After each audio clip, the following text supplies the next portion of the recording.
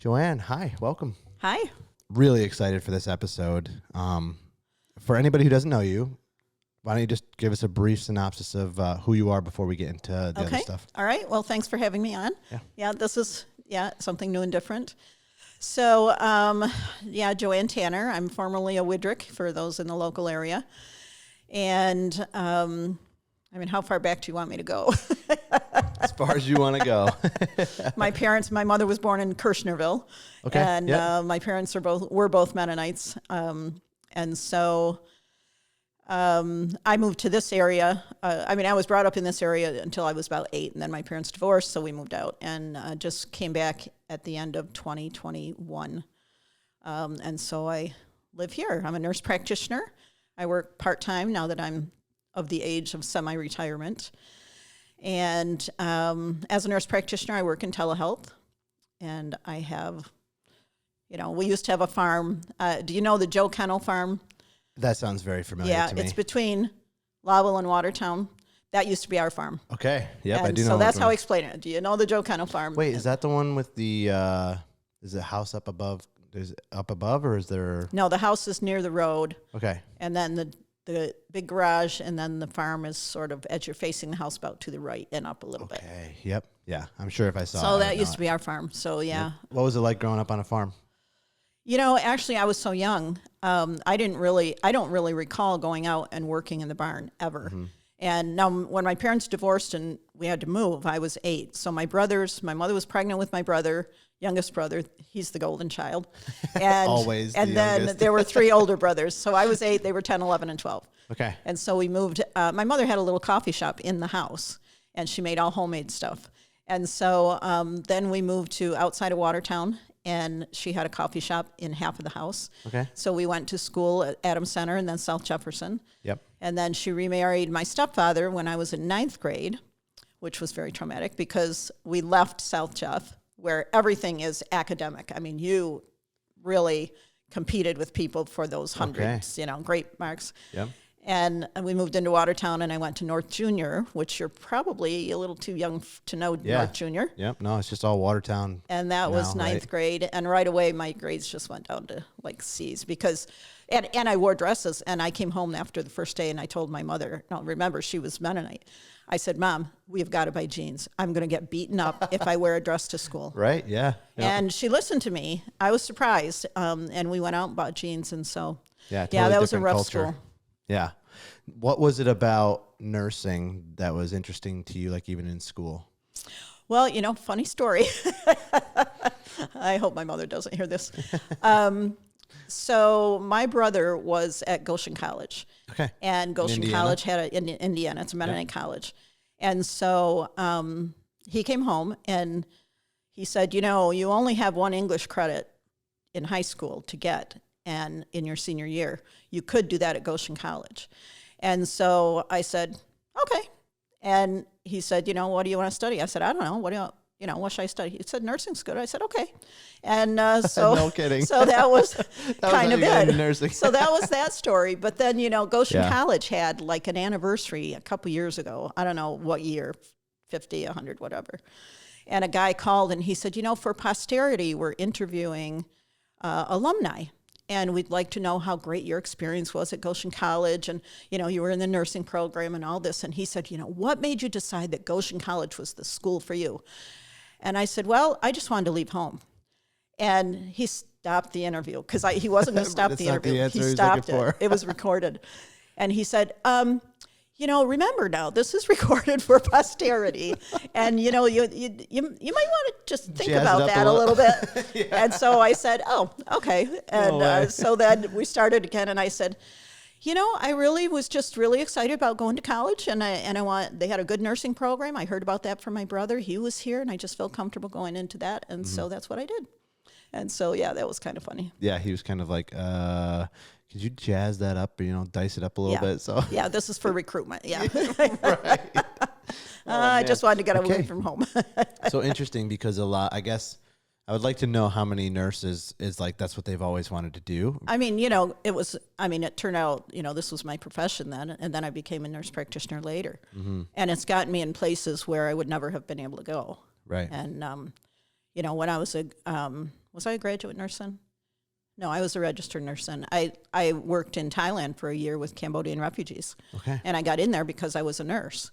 And I worked in Ethiopia during a famine, and I got in there because I was a nurse. And I may not have done nursing things, but that opened the door to get the visa to be able to go in and work. And was that kind of the spark for some of the humanitarian work that you wanted to do? When we moved to Watertown, my mother, probably the greatest foundation I will ever have, which I didn't think was great as a child, was she dragged us into church every time the door was open. Mm-hmm. And that was the Christian Missionary Alliance Church. Okay. And they are very big on missions. Yep. And so that's where I really got the interest in missions and thought, I'm going to be a missionary someday. And so I attended that. I attended Delta Lake Youth Camp, which is their youth camp that they have.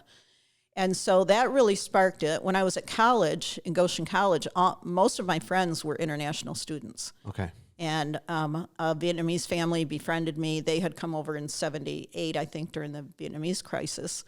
And so they befriended me, or vice versa, and they lived locally, so, I learned to love Vietnamese food. And so, that was just I just loved different cultures and things like that. So that kind of piqued that interest. But then also what got me interested in Haiti was Goshen College has what's called a study service trimester. It's called SST. I don't know if you've ever heard of that. Yep.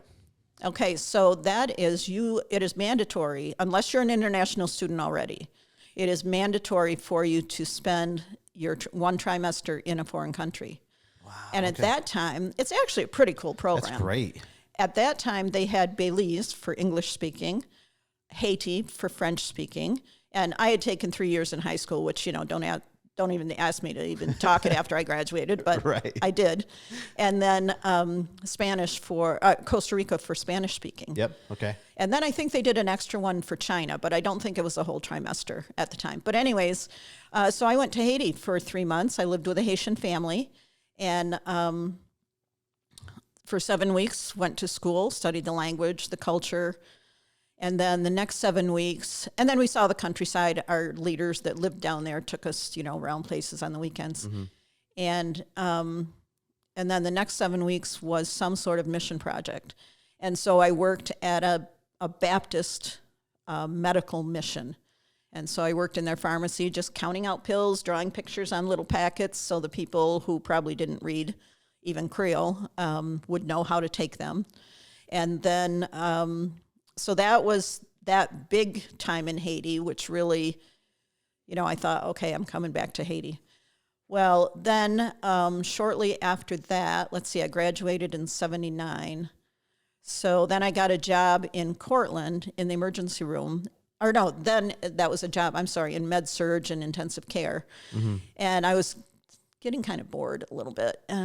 So my brother wanted to go in to do some mission work. And I said, let me call World Vision. And so I called them, and they said, we really can't use, somebody that's a jack of all trades, but we could use a nurse. So that's how I got into the Thailand thing with Cambodian refugees. Yep. So Haiti didn't really happen again until about 13 years ago. A friend of mine from North Carolina said, we have some optometrists in our church that work with a group called Hope for Haiti's Children. And they go down and they do a medical mission trip for 1 week out of the year. Mm. And you can also sponsor a child in Haiti. And I thought, well, that's cool. So for $30 a month, I could sponsor a little girl, which I did. And so then I applied to go with them, and they accepted that. And so I went down and we did a week of medical mission. Now, Hope for Haiti's Children is a huge organization. They're even I've heard of that. Bigger now. Now they've got over 2,000 kids in their program. But they have 10 schools and 2 orphanages. And so we would either go to their schools and do our medical clinic, or they would come to a central place. And so sometimes I worked as a nurse practitioner. Sometimes I worked as a pharmacist, doing the medicines. I did anything. And that was really cool. And I was, because of the French that I already knew and my past history, I was able to pick up Creole a little better. Okay. And So then the nice thing too was by then I had, like after a couple of years, I had sponsored 3 children.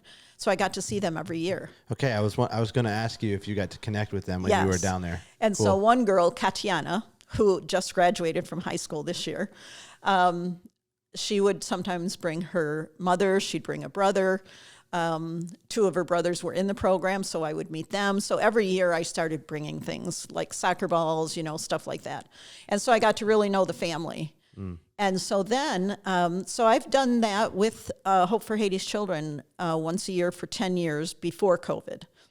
Okay. So then as I got to know the family, the son, his name is Duranel Casais. So Duranel is his first name.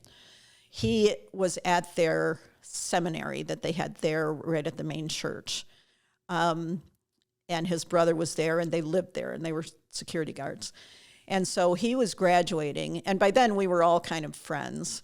And so I happened to say to him, after I'd come back to the States, I just thought about it. I thought, he's going to be placed in a church up in Central Haiti, which is where he's from. And so I thought, I could support him, like $50 a month, something like that. And so I mentioned that to him, and he took that and ran with it.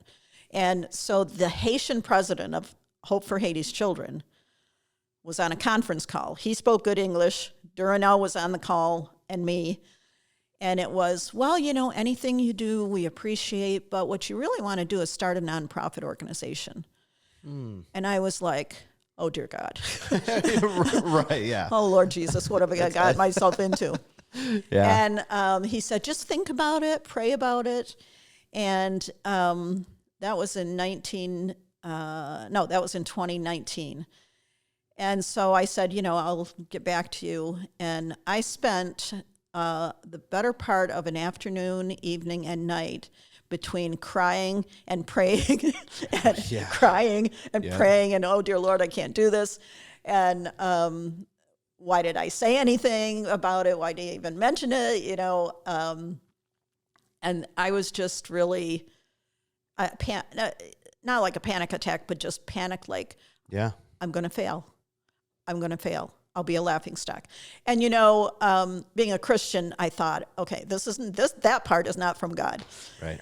And by morning, about 6 o'clock in the morning, I thought, you know what? If I don't do anything, in 10 years from now, I'm 10 years older, and I will have done nothing to help anyone. And I thought, I'll do it. I mean, I had a great job as a nurse practitioner in Cortland.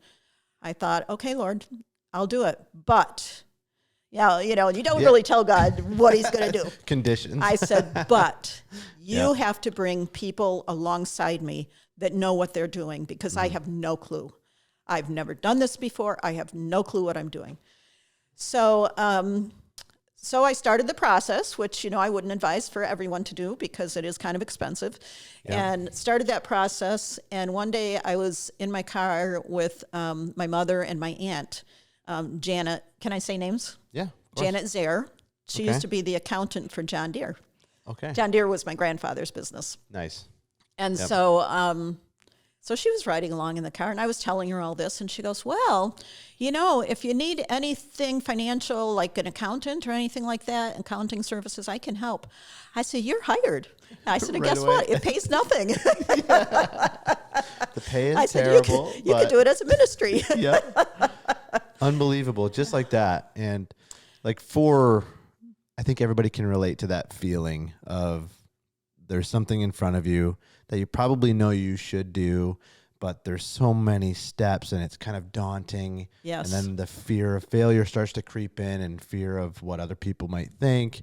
Yep. And it can really persuade or discourage a lot of people to take that step.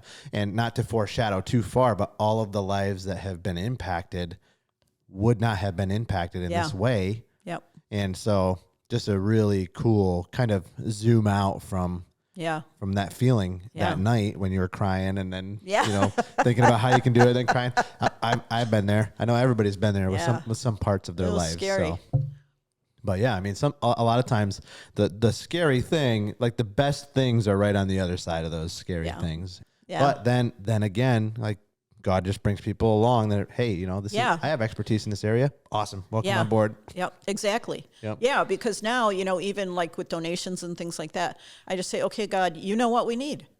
If you want us to close the program down, that's fine. If you want us to keep going, you know what we need. You know what we need every month to feed these kids and to do what we want to do.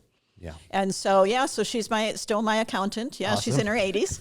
I on our website, which is not entirely up to date because I'm still learning WordPress, and I finally found somebody in our church who's very tech savvy. Okay. And I sent her kind of the same thing. I said, how would you like to be involved in a ministry that pays nothing? And and we need to, you know, I know you're a tech savvy person, so she's actually going to look at it, and I think she's going to help me. Oh, good. Where I can just send her like the story and the pictures, and she can put it all on the website. Yeah. Because that, you know, I'm not tech savvy, and I had a guy in Cortland who built it from the bottom up, the website, did a great job.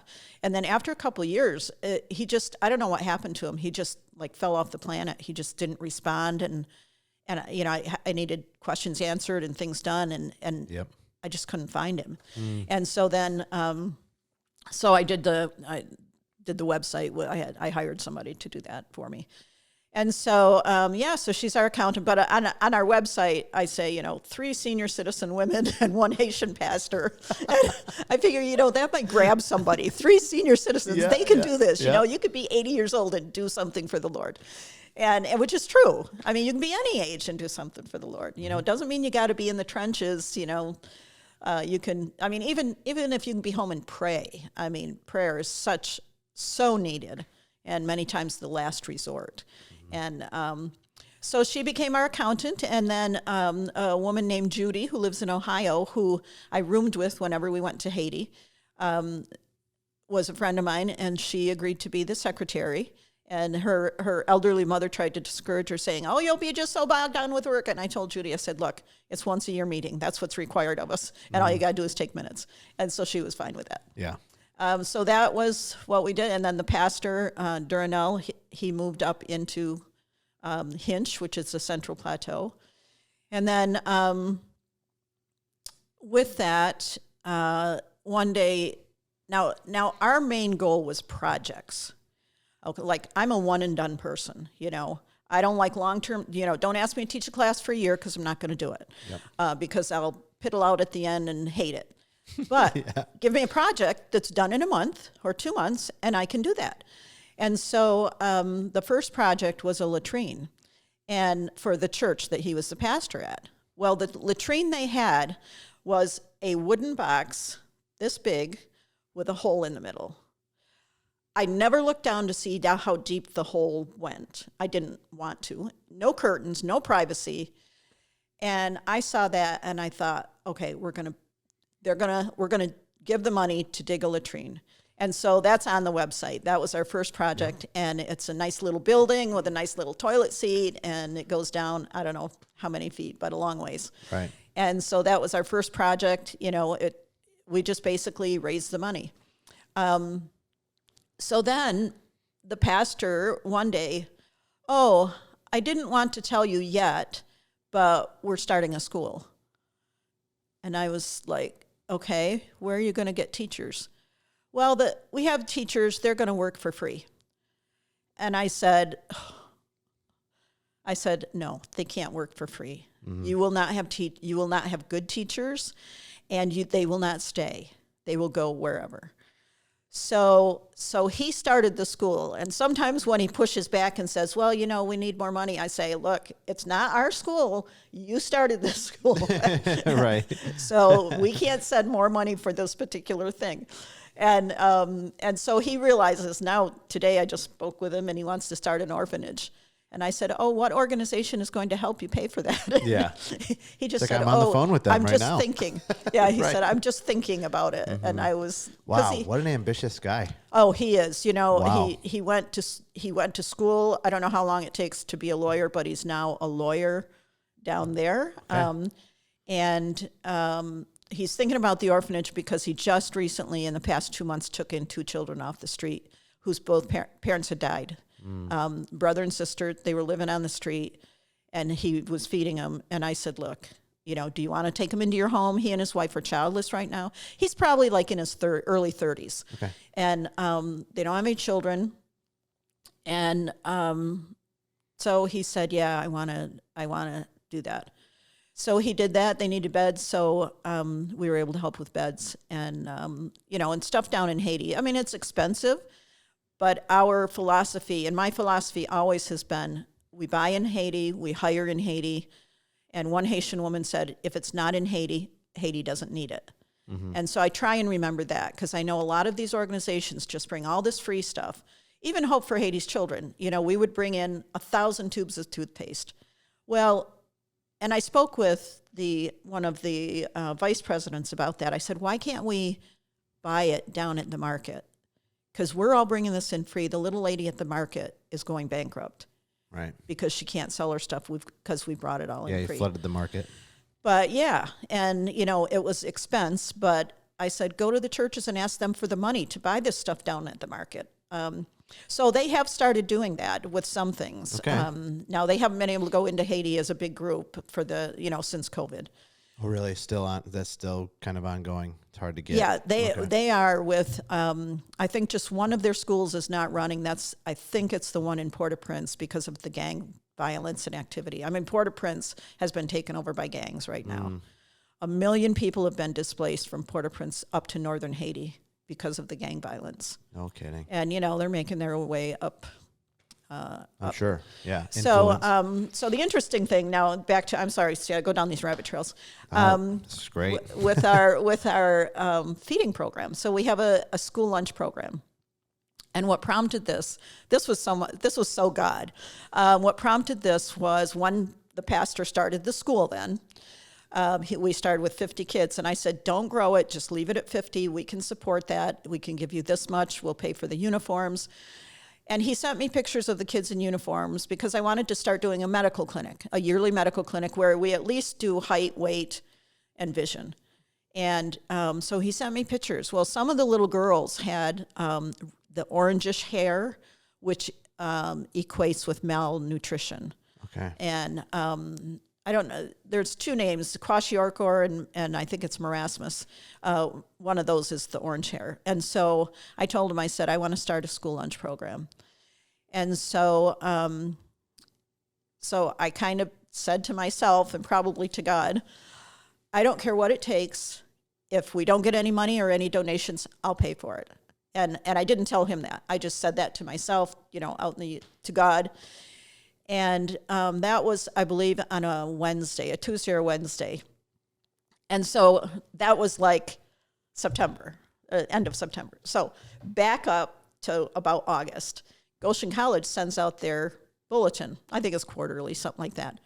We'd like to know what you're doing as an alumnus and, how you're involved in anything and just update us. And I had written a little blurb about this big that said, Joanne Tanner started a nonprofit organization called Caring Hearts for Central Haiti, working in Haiti to do projects. And so that was like August. So the end of September, I get a call, Joanne, this is Jonathan Roth. I said, Professor Roth, how are you? He goes, oh, you remember me? And I said, of course I do. And I said, what I remember you for, he was my chemistry teacher in my nursing program. I said, what I remember you for is you told every woman in our class that they should have a dishwasher when they're married because he had a son that had developmental disabilities and they needed to have no bacteria in the house. Mm-hmm. And he started laughing. He said, there's many a husband that are really angry with me because I told the women that. Right. And so he said, my wife handed me the Goshen College Bulletin, and I see that you've started a nonprofit. And he said, is it a 501c3? And I said, yes. He goes, okay, well, he's worked in Haiti. He said, I've worked in Haiti with some things. He said, I'd like to send you a small donation. And I said, okay, well, thank you so much. It's so nice to hear from you. And we talked about like ideas and things like that. Yeah. And I gave him my aunt's address. And probably within 3 days, she called me. She goes, I might cry here. She said, who's Jonathan Roth? I said, oh, he's my professor from Goshen College. And I told her the story. She goes, okay, we have a check for $10,000. $10,000. And I said, oh my God, that's our feeding program. And so, so within 2 weeks, we had a school lunch program started 5 days a week. The kids get one nutritious meal per day. And you can't cry because then I'll cry more. So I'm not going to look at you for a minute. So they get one nutritious meal per day. And so that was so important. We had to cut it down to 4 days a week. The pastor cut it down because the cost, when we started the program, it was $800 a month. Now we're sending $1,600 a month. Okay. That's a big chunk when what you're, is coming in is less than $1,600 a month. And, but we had been up until probably 5 months ago, we had been able to stay at that like 10,000 buffer. I call it kind of a buffer. We were enough, we got enough donations, we could stay above that because that was sort of my safety net. Yeah. Right. 2 weeks ago, we were at 1,700 in our account. And I said, okay, God, we've got enough money for the December school lunches and nothing else. And so then I sent out a newsletter. And, I hate begging for money. I hate asking for money. I think if God can move the hearts, I shouldn't have to beg people for money. But I did. I said, this is how we spend our money. And we take no administrative costs out of donations. So that means $6,000 a month pays the school and church rent and the office rent, because you have to have an office in Haiti to be an NGO. Okay. So that's $6,000. Well, that's not donation money. Right. So that's one other person kind of partners with me, and, we get it done. And so, even printer paper, newsletters, nothing administrative comes out of donations. So the donations mostly go to this school feeding program, school uniforms once a year. And somebody told me, well, why can't they just hand them down to the next person? I said, okay, this is one uniform. It's worn 5 days a week, 10 months out of the year. I don't think there's anything left of it the last day of school right. with kids, Yeah, I mean, hand me down what? Yeah, Right. Here's some threads, And so, and we pay for a new pair of shoes, one pair of shoes, and we pay for 2 pairs of socks. And when we have extra, we do the medical clinic, and we we bring a dentist in. We identify what kids have the worst teeth, like abscess, whatever. And so we identify them, and we hire the dentist to come actually into the school. Kids are laying on benches and getting, like this with the dentist and getting their teeth taken care of. That's an extra thing. When we have extra money, we do, I tell the pastor, pick out 2 families in your congregation who are the poorest families and need help. And so we give them seeds, fertilizer, plants for a garden, and they can grow some produce with the idea, and I don't know that it's been successful, with the idea that maybe they'll grow enough produce they can sell it and just kind of turn that into, more substantial food for their family. And one project we did do was, because the kids, this is a Christian school that they go to. And so years ago, I challenged a youth group up here to memorize the book of James. And so, so I told the youth leader, I said, look, I'll pay every kid $100 that memorizes the book of James. 3 people did it. Mm-hmm. And the rest said, it's not worth my time. And I was like, okay, $100 wasn't worth your time. That's fine. It wasn't the idea of $100. It was memorizing the book of James. So anyways, I said, why don't you get up to 10 people in your youth group to memorize the book of James? They've got 2 months to do it, and they will each get a male and female goat. And so they did it. 9 did it really well. 1 struggled, but I couldn't say no. Sorry, right. Not the effort was not there. good enough here. Yeah. And so what they did is he asked me, he said, the kids would like to know, could they just get 1 male goat and the rest all female? And I was like, duh. Of course. And I said, then it kind of clicked in my head what that meant. And I said, of course. And I said, just let the male go visit the ladies all, and right. So then within like 9 months or so, they all had babies, sometimes twins. So that was a really nice sustainable thing, where, they eat goat meat a lot there. They don't drink milk very often, but they had the goat meat. So that was kind of a cool program. Yep. And that was when we had extra money. That's when I had my very good job where I could just, let's do this. Yeah, no problem. Yeah. Right. So, but the main thing is the school lunch program, the school uniforms and supplies and backpacks, pair of shoes, 2 pairs of socks. That's our basic, what comes out or the school lunch program is every month. The other stuff is once a year. Yeah. So for people who don't know, like, the context of, especially, I guess, the Haitian demographics, the economy, the gang violence, the poverty levels, I have some data here that I just kind of wanted to give out for people to get an idea in the States who have definitely no clue, really. Yeah, because I was hoping you wouldn't ask stuff like that because I knew I wouldn't be able to just throw it out. I have prepared. So a typical worker in Haiti will earn $3 to $7 a day.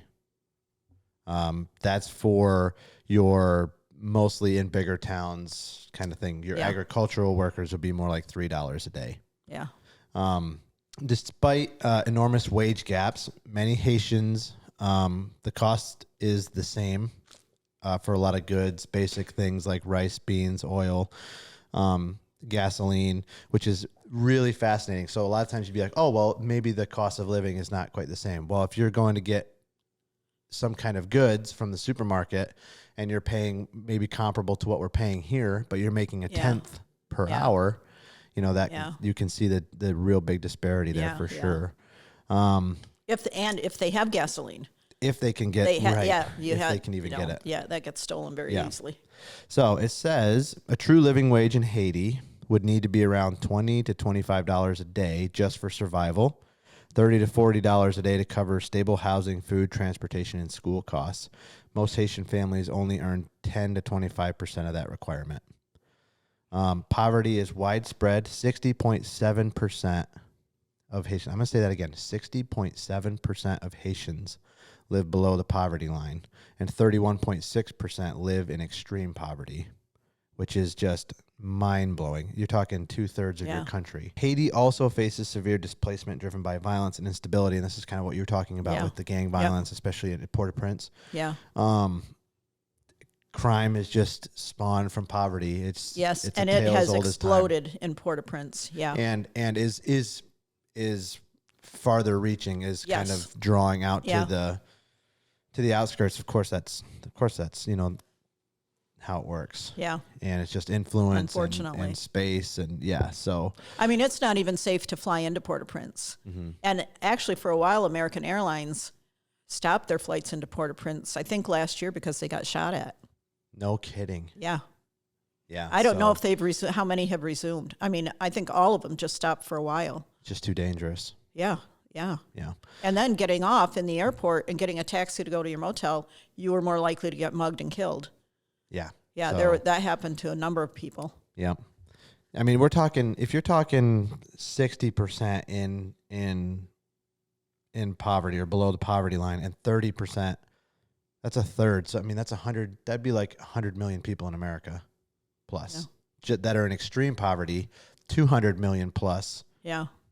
That can't get food stamps or assistance in any way. It's just unbelievable. Yeah. Poverty in Haiti doesn't just make life hard. It breaks families apart. About 80% of kids in orphanages have at least one living parent. The parent can't take care of them. Correct. Yep. Displacement crisis. Over 1.3 million Haitians are displaced right now. Nearly half are children. So you're talking 700,000 children displaced. In the U.S., a minimum wage worker makes in 1 hour what a Haitian makes in an entire day. Some of these are just kind of,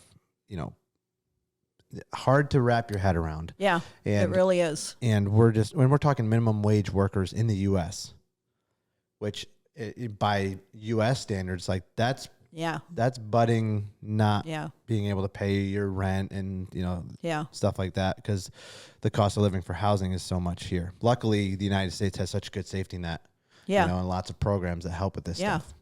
But I think just for context building, people sometimes are drawn to numbers, and it kind of helps to put things in perspective for them. At least I'm that way. So, I think that unless you're there, you probably don't know the real weight. You don't feel that. Right. Exactly.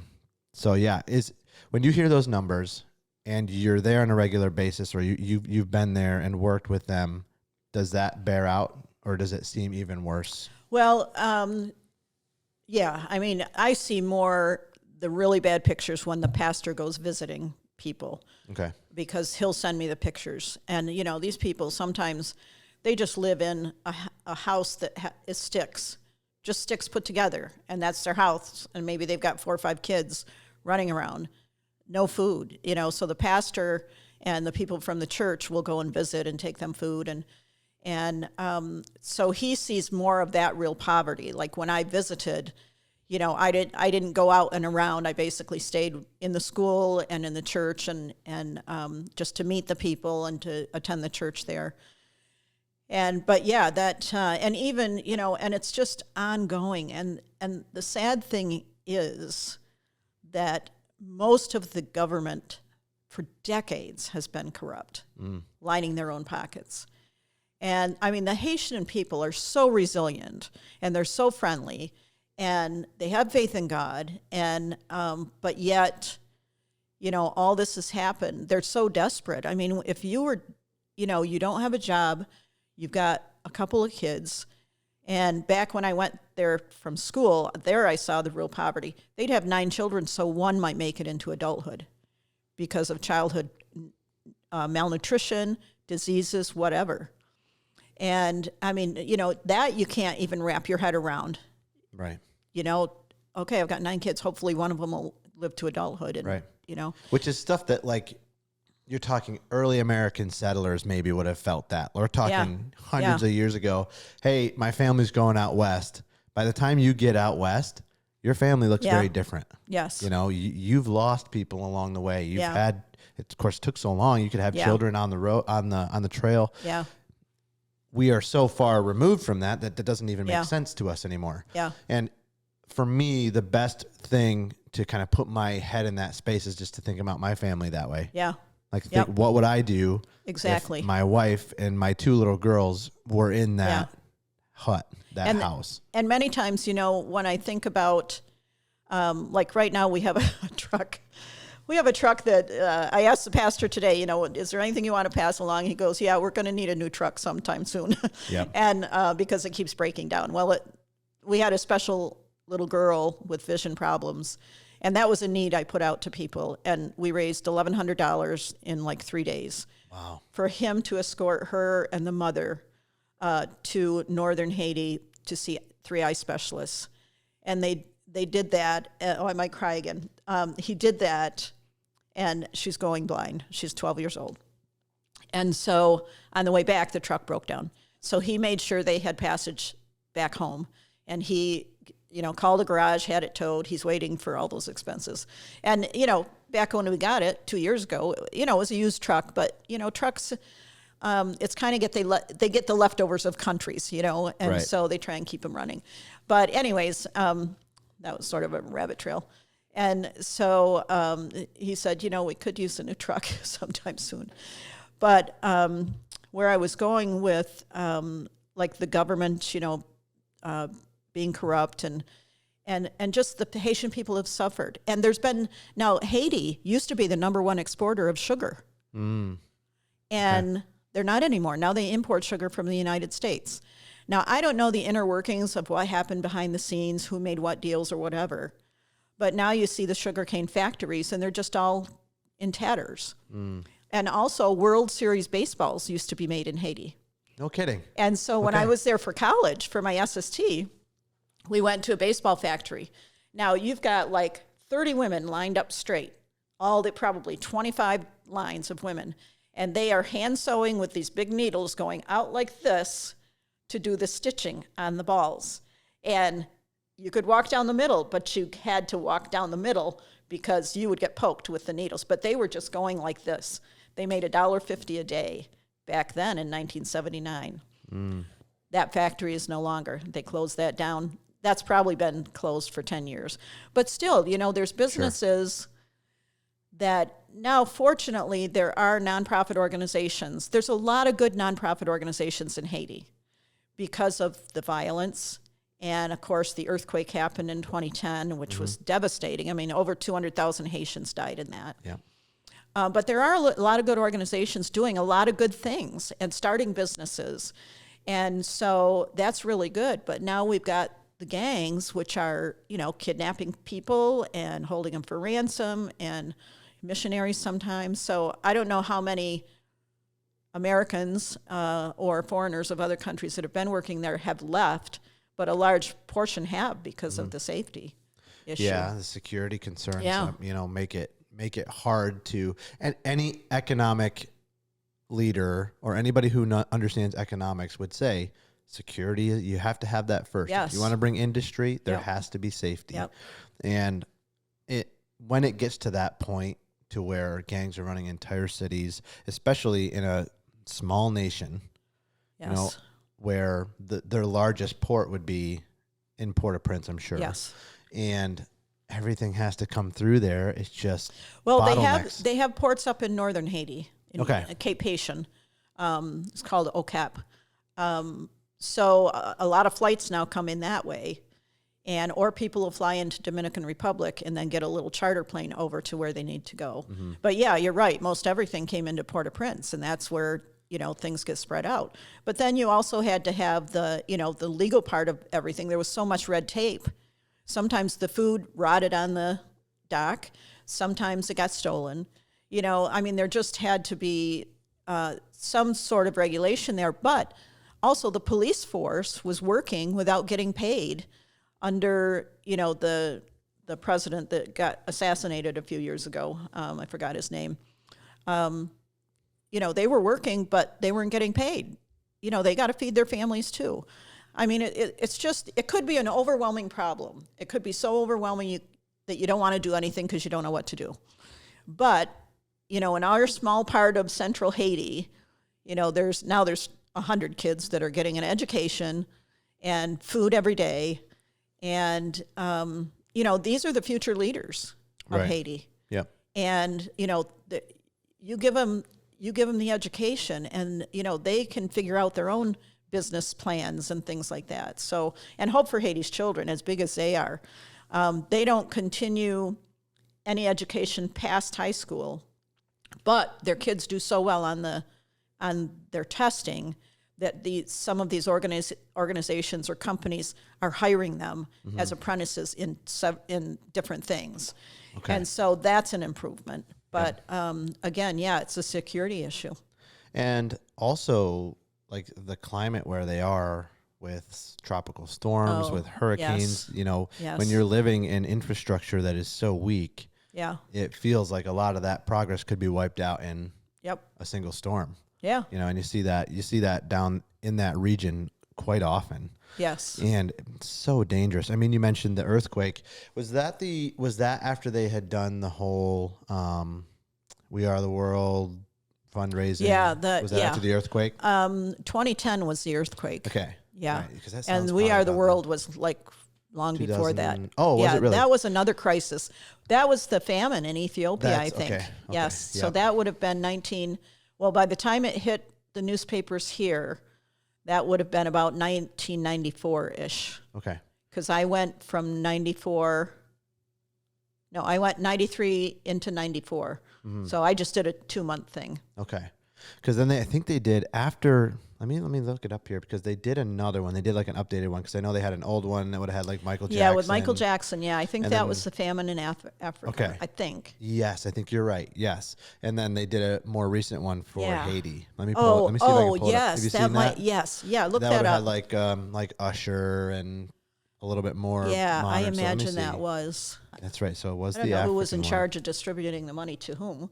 Right. Well, this is the problem too, is like a lot of these organizations, if you look and you kind of pull the curtain back and you get the financials, you're like, how much is actually making it there? Right. How much is going to administrative costs for running all these things? And so that's why I was very big on saying, we don't take any administrative costs out of donations, because I really wanted the money to go directly to the project. I didn't want people to worry that, okay, how much is going to pay for a newsletter? Right. So, yeah. And I had a good job, and I was willing to, do that. And our secretary was willing to help share that burden, and, and that's fine. And as long as I can keep doing that, but sadly, it's not sustainable. Right. And I realize that. And so we've kind of, we've really been praying for like younger people that are excited about Haiti and want to work there and really want to get involved in an organization. So at some point, I mean, my aunt's in her 80s and she's had health issues, and, we're 3 senior citizen women. So, someday we're going to die, and it would be nice not to die and just, that's the end. Right. And then these kids are left with because the needs nothing. Don't stop. No, the needs don't stop. Right. Yep. So that video was in 2010. Oh, okay. So that was for the earthquake. That must have been right for the earthquake. Sadly. And it would have had, Celine Dion and Wyclef. Okay. I actually met Wyclef outside of somewhere in New York City one time. And because he's Haitian. And okay. Yeah. So Wyclef in that video, he did a whole little splur, like a little, a few lines in Creole. Oh, did he? It was. Yeah. Oh, okay. I'll show it to you. I'll show it to cool, you yeah. maybe after. But really neat. Very cool. So I remember seeing that because I was a senior in high school. And then just seeing the devastation. You said 200,000 people died in a single earthquake. Yep. And then they had cholera hit after that. Mm-hmm. The CDC apparently linked it to a certain people group that came in with cholera, but I don't know about that. But yeah, so now cholera is in Haiti. So people died, by the thousands following that from cholera. Mm. Cholera, you just got to push the IV fluids, and you can't. They don't have it. Which is a pretty simple, procedure you just keep, here. Yep. Right. Yep. And electrolytes, IV fluids, and they would recover, but they didn't have that available. And, sadly, Hope for Haiti's Children had a nursing school, and every single nursing student was in the building for that earthquake, and they all died. Are you kidding? Yeah, the whole church just collapsed. Buildings are not, in Haiti, and probably in other third world countries, you might grind up cement. Let's say you've got a building that was 20 years old. Okay, it's a cement building. So you break that apart, you grind up the cement, you use that for your next building. Right. Well, that's not prime cement because there's other additives in it. So then you're kind of weakening it. It's, the structural integrity is compromised. And Haiti is a country of mountains. And so in Port-au-Prince, you could look up the mountain and it's like these houses are just stacked up the mountains. And so with the earthquake, they just collapsed. And it was just, and when I was there in the 70s for school, you'd have a tropical storm, and it just, erosion was terrible. It would just be rivers down the mountainsides, and Port-au-Prince would be just floating, and, rats and all that stuff. And just, and even now, sadly, there's garbage in the street, and, it's just, it's just, you can get overwhelmed. So that's why, we focus on our little area. There's another woman that I help support 3 kids in her program so they can go to school. And, when I think of, oh gosh, $30 a month, what's that? That's my Dunkin' Donuts for 2 weeks. Yeah. And so, I just, it's got to be done. It's just got to be done. Last year, in December, so it would have been December 2024, we had Rudolph Balaginitz and James Sliz on. I don't know, you probably don't know who they are. No. They run an organization called Family of Christ International, which is a humanitarian aid program in Ukraine. Okay. So they have been doing a lot of work throughout the war, obviously, that's still ongoing. And a lot of the struggles that they have sound very similar to me. Yeah. Obviously different problems, I guess you could say, like different causes, especially Ukraine's in a little bit of a unique situation right now, of course, because they're in the middle of a large conflict. But a lot of the systemic problems that have now infiltrated into Haiti have really kind of hurt industry, have hurt imports, have hurt people who are in the middle of all of this stuff. That is, a lot of times you just don't really see those stories, and you need to hear those. Yep, exactly. So the reason I thought of them is because you had mentioned about the truck, and he had said a few different things too about, like, man, it was hard to get running trucks, and some of our trucks have 600,000 miles on them, and we're rebuilding engines all the time. And, and it's just a completely different shift from maybe what anybody would be able to see on a regular basis. Well, and we lived in a very charmed society, and it just really gets me, the complaints people have in America. Yeah. I could go down a long rabbit hole with that. But, you can be anything you want to be. If you can't pay for it, the government helps you. Mm-hmm. There's food available. There's free stuff available. Many churches are involved in feeding programs here in the United States, things like that, medical programs. So there's so much here. And the younger generation, I worked in a school-based health center in Cincinnatus, New York, a rural place. So it's a health center right in the school. I wasn't the school nurse. It was a doctor's office in the school, but with me running it and another nurse. And for the seniors, I would do their college physicals. And so I would say, where are you going to college? Oh, so-and-so. What are you going to study? I don't know. I'm just going to party for a year or two. I said, You know what? I said, why don't you take 6 months to a year off and go work in a third world country? Go with the Peace Corps, go with a church organization, and you will come back and you will know what you want to do in life. Mm-hmm. Now, I don't know if anybody took me up on that. Every senior that said, oh, no, I'm just going to party. I said that too. Yeah. I said, because you're wasting your time, you're wasting your parents' money, and you have no clue, and you're probably going to change your major 2 or 3 times because you don't know what you want to do. Right. And, if people, I wish so much parents would do that with their kids. Say, go on this mission trip. It doesn't matter where. You can go to Appalachia. There's places in the United States where, look at the hurricane that was in North Carolina. They're still rebuilding homes. Yeah. And they still have needs there. Go there for a month and just help build houses. Yep. And really get a feel for what most of the world lives in, because the United States is this bubble of prosperity, and I think we don't appreciate it. Even, at my age, I think we don't appreciate it. Yeah. And I just had this conversation last night with my brother and my sister-in-law about how, like, she's a nurse practitioner, but she was talking about how she's now being kind of exposed to even just the area, what the people are struggling with in this area that she didn't really understand. And the truth of it is that people are hurting all over the place. Yeah. And until you can get out of, if you're blessed enough and lucky enough to be in a bubble where you don't know that, like, that's a big blessing, obviously. Yeah. But as soon as you venture out, you can realize there's need everywhere. Yeah. There's brokenness everywhere. Yeah, I got a little perturbed with an acquaintance when I tried to educate her on just, some political things and all of that a couple of years ago. And I said, you really should be informed, because then, you can make good decisions and all that and what's going on in the world. And her answer to me was, I don't know I don't want to know what's going on in the world. I want to enjoy my family and my grandkids and go on vacations. Mm-hmm. Yeah. Ignorance is bliss. And I couldn't wrap my head around that. And so, yeah. Yeah, it is a pretty... Especially as a Christian, we are called to go into the world and not only spread the gospel, but to be the hands and feet of Christ, right?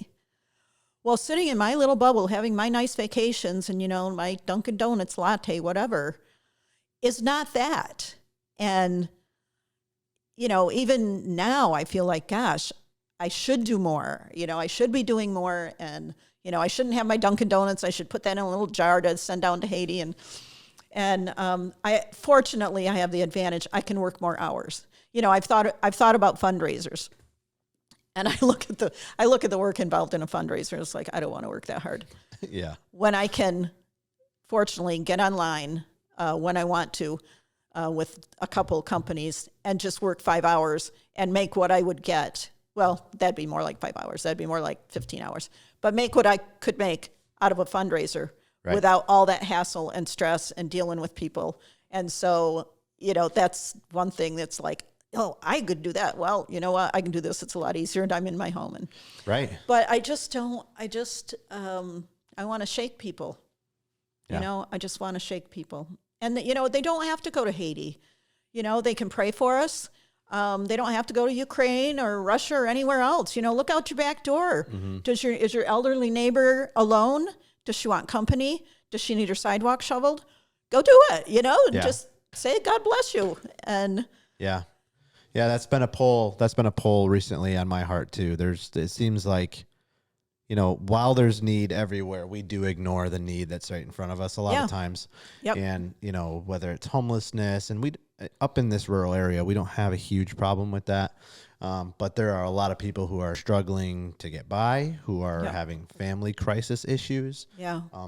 This is one of the big realizations that my sister-in-law is having, is just how broken homes are, even here. Yeah. And, I would argue that our community is pretty unique in that kind of fostering the family unit and community. Yeah.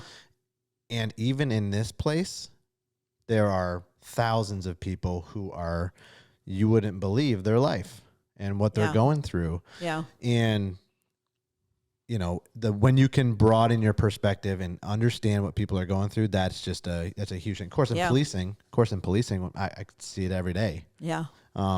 Yep. And that helped to open my eyes, because I was up here, I was insulated in my bubble, and you hear about things, and you go to church, and people come in and talk about what's going on in the world, and nowadays you see it on your cell phone, and you can kind of pull into it that way a little bit, but until you see it firsthand, and just how prevalent, and how broken people are, like it'll change your entire worldview pretty fast. That's why I love the idea of, hey, you're done with high school, go somewhere for a year. And I would love if that was like a policy in place. Yeah. Almost like other countries, they'll have like you have to serve in the military for a year or two or whatever. Thailand had that. You had to be 2 years in the military. Okay. Yeah, I know, like Germany. I think there's a lot of even European countries that do that same thing. Scandinavian countries. That would teach you so much. And a lot of our culture rot in the U.S. and complete ignorance and being naive to what's going on in the world, I think it would cure a lot of that. Yeah. People would be more grateful. People would be more giving. Like that's huge. And, I think it's too, it's a whole debt cycle trap. Mm-hmm. When you think of, I think it's Larry Burkett, he was a Christian financial counselor. And he said, if Satan can keep people in debt, then they can't work for the Lord. They can't give to the Lord. Yeah. And, if you look at the life cycle, okay, you go to college, so your parents most often pay for that. And then you get married, you want to buy a house, you get in debt with that. You got to buy a car, you get in debt with that. And then your own kids you've got to put them through college. It's this whole debt cycle, and you're constantly in debt. Right. And, with like some people I've said, you don't have to do college in 4 years. Yeah. You can work and do it slowly and come out debt-free, and you will be so far ahead. Yeah. But, if you're like Charlie Kirk, you don't go to college. Right.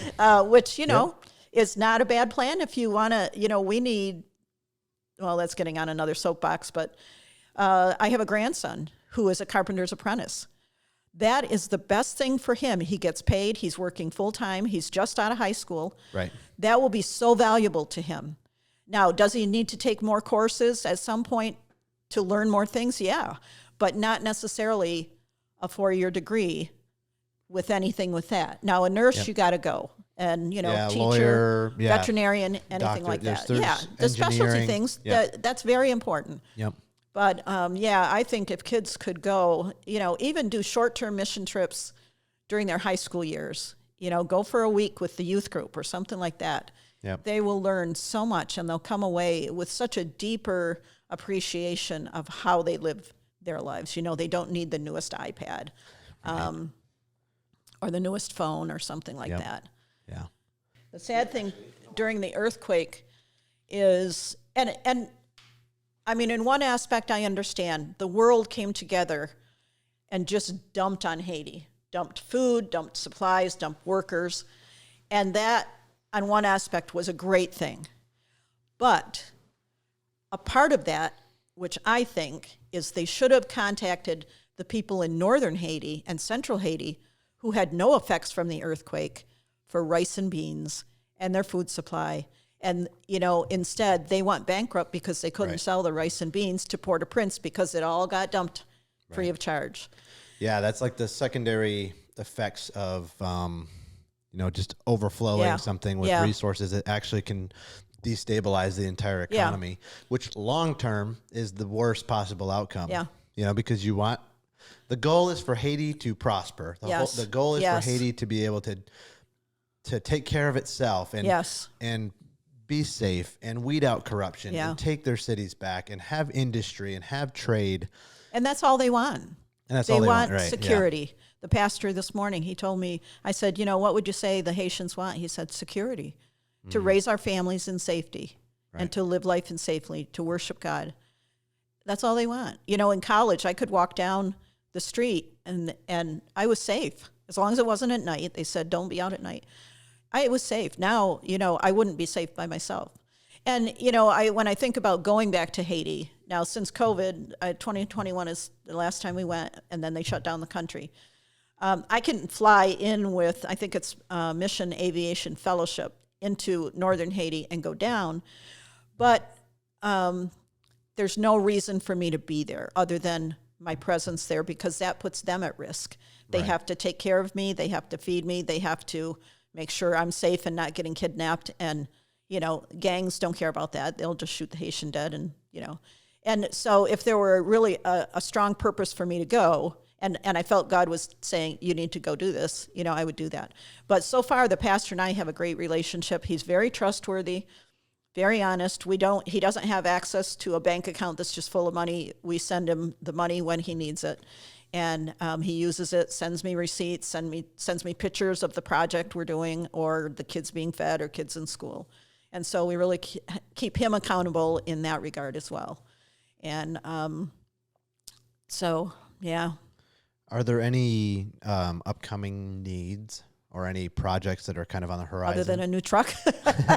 New truck. I hope that's not soon because, we'll just put hands on and pray for healing for that poor thing. It's a nice looking truck, but it's very old.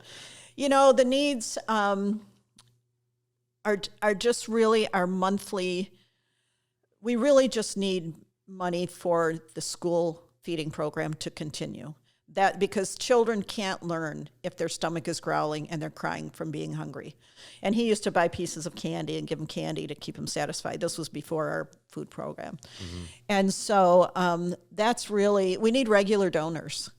We probably have 10 regular donors that give regularly, and then one or two that'll just say, oh, I want to send you, a couple thousand before tax season. And so our coffers are kind of dangerously low. We can't really do extra projects like the dental thing. We can't do until we get a little more to be able to pay the dentists. And so that I think is the biggest need. When somebody joins the church, they get a Bible. We haven't been able to do that. So there's a lot of things we backed off of just because of the cost.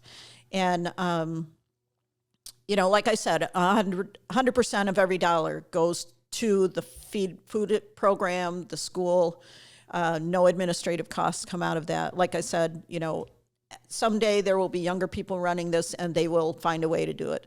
But at this point, that's a personal expense between me and another person. And that's okay, but it's not sustainable. And I realize that. Mm-hmm. But it's okay for right now. So, I mean, can I give my website, our website? Of course. So our website is caringheartsforcentralhaiti.com. And don't just put in Caring Hearts because you'll get a cardiac thing. And so caringheartsforcentralhaiti.com. And then the most up-to-date information on everything we do is on Facebook. And that's Caring Hearts for Central Haiti. And you just go to Facebook, do that in the search. Yep. And there are donate buttons on the website. So you can donate through there. You can donate through PayPal. And that's just paypal.me, M-E, / capital T and Tanjo Haiti. Yeah. So I go by Tanjo a lot on computers. So paypal.me / Tanjo Haiti. Okay. And people can do a donation through that. They can send to, we do have a post office box. And that's Caring Hearts for Central Haiti, P.O. Box 104 in Glenfield, New York, 13343. Okay. And we'll link all of this stuff. I'll have all this linked right in the description. Oh, awesome. Too, so that'd be great. People can just, as they're watching, click through all of those different things. Before we get you out of here, I wanted to ask you really quick just about how this whole entire process has impacted your faith journey. Oh, gosh, yeah. Yeah, from the day that I was saying, oh, God, I can't do this. God is going to do and get accomplished what he wants to accomplish. I have to be obedient and say, pick me. Like in Isaiah, I listened to a pastor say it this way. He said, here's Isaiah saying, here I am, Lord. He said, maybe he didn't say, here am I, Lord. Maybe he said, I'm here, here I am, pick me. And, I think of that and I look at my life and, I've had a great life and I've had some experiences some people will never have. But, it's really deep and I love to read. So I've read a lot on, the gifts of the Spirit and just full gospel stuff. But I really have learned the power of the word no when someone asks me to do something that I don't really want to do or that is long-term and I know that I'm not going to be happy. So there is power in the word no or no thank you. Mm-hmm. And but there's also power in very quickly saying to the Lord yes. And so many times I'm trying to be a little more obedient, a little quicker. And one example, I was in Virginia. My son was in the military, and I was going to visit him. I had taken $200 out of the bank, and I thought, I'll give this to Patrick. And so I had to stop and get groceries, and I drove into the parking lot, and on the corner was a lady with a camper and 3 kids playing and a big sign, need money for gas. Instantly, in my mind was, give her the 200. And my response, now this was in 1980 something. My response was, oh, you have got to be kidding me. I said it just like that, probably a little louder in the car. You have got to be kidding me. I went into the store. I walked around I was not in the store 10 minutes, and I said, okay, Lord, I'll give it to her. I came out, got in my car, went to find her. They were gone. I drove around that area. I checked the gas station. They were gone, and there was no sign of them there. Now, were they angels? Was that a test? I think it was a test, and I failed it miserably. I mean, I was like the prodigal son, or not the prodigal son, the son who says, yes, I'll do it, and doesn't do it, or the one says, no, I don't want to do it, but then goes and does it. And so I think I was like the second one. So I'm trying to be more obedient. When I feel like, God is telling me to do something, then saying yes and not arguing.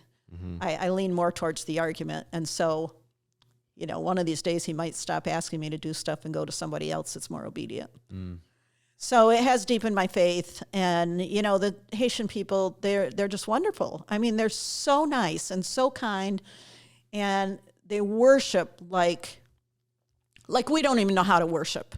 When I compare myself to the Haitians worshiping, our worship is really kind of pitiful.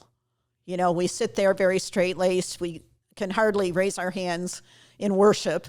I mean, that took me a long time to get away from that Mennonite sort of Baptist Christian Missionary Alliance thing where, you don't show emotion. Now I can raise them halfway up. I don't really do this unless I'm in a conference and nobody knows me. Then I might do that because everybody else is doing it. But I can at least get this far. They're not tied down to the legalism. Yeah. Right? Like it's exactly. It's and they're so thankful. It's more transparent. It's more innocent. Yeah. It's just, and they pray for me. Yeah. I mean, I had COVID quite severely. I was on oxygen for 3 months, and they were praying for me. Mm-hmm. He would I'm gonna cry. He would show me videos of them praying for me. I mean, 3 nights I thought I was going to die those nights. And, what I said was just help me, Jesus. I could go to the bed, to the bathroom, back to the bed with my oxygen tubing.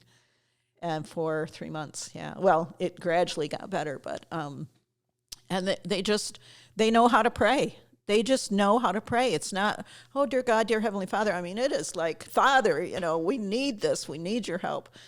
And it's really impactful to watch them pray. Yeah, encouraging. Yeah. Yeah. It's like a child, like the faith of a child. Yeah. It's just so raw and intentional. And I just watched a video recently, and it was an African pastor, maybe in Sudan, because they're going through a lot right now. Oh, yes.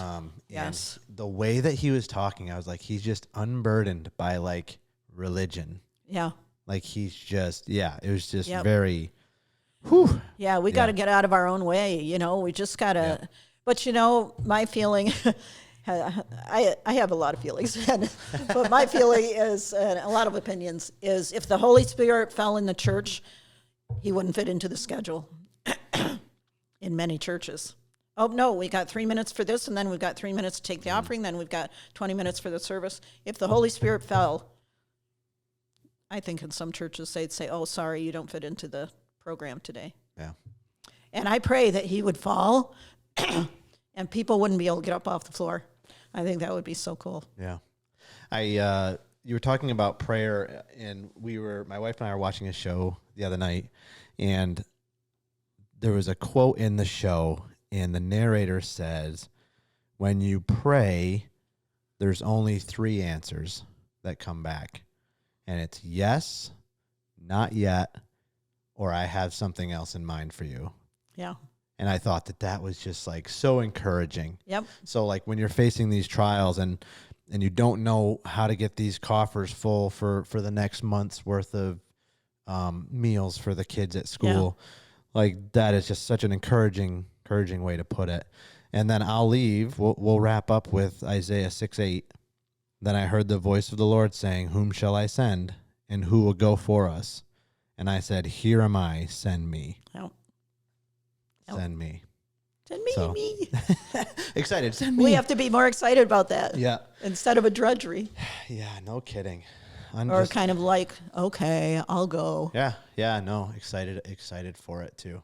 Yeah, you're sparking something in me too. So, all right, Joanne, thanks so much. Caring Hearts for Central Haiti. Right. We'll link everything in the description. Oh, that's awesome. We're gonna get this message out to as many people as we can. That would be awesome. And thanks so much for being, generous with your time. Well, thank you. Yeah. I was real excited for this. Yeah.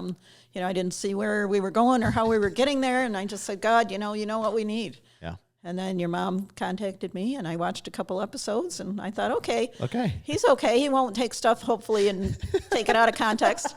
There was one newspaper, when I came back from Thailand in Cortland, a newspaper guy interviewed me. And now the refugee camp there had been in existence for 3 years, and it was a stable 31,000 people. Wow. Nobody came, nobody went. We had 31 health centers throughout the camp. So that was very stable. And a newspaper reporter, talked with me, and I said, yeah, the kids, they're good, they're healthy, they're pudgy. But he didn't include the part where it's been a stable camp with good food and all of that coming in to get these kids healthy. He just took that, and somebody asked me, they said, well, if the kids are so healthy, why do they need donations? Right. And genuinely speaking, if anybody's interviewing you and thinking things are good in Haiti, that's the message. That shouldn't really pass the sniff test. Go to the website and go to the latrine picture and show them the little box on the ground. Yeah. And I know that's awesome. There. But yeah, the website is not entirely up to date, and I'm working on that. Okay. So well, great. Anytime you want to come on, if there's ever a need, if you ever, if there's a project that's coming up and you're like, oh man, I wish people would know about this. I'm great. here. So just let me know. Okay. We'd love to have you on again. Oh, that'd be awesome. Yeah. Okay. All right. Well, awesome. Very good. Thank you so much. Thank you so much. All right, folks, we'll catch you on the next one. See ya.